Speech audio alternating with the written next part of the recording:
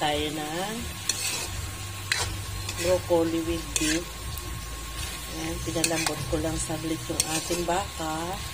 Ilagyan natin ng mga pampalasa. At yan na, ilagay na natin yung ating broccoli.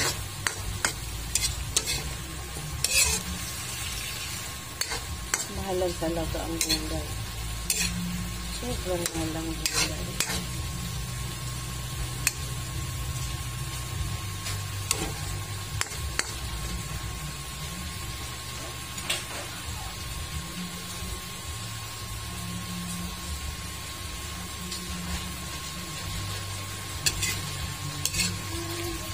Sobrang sarap naman ito.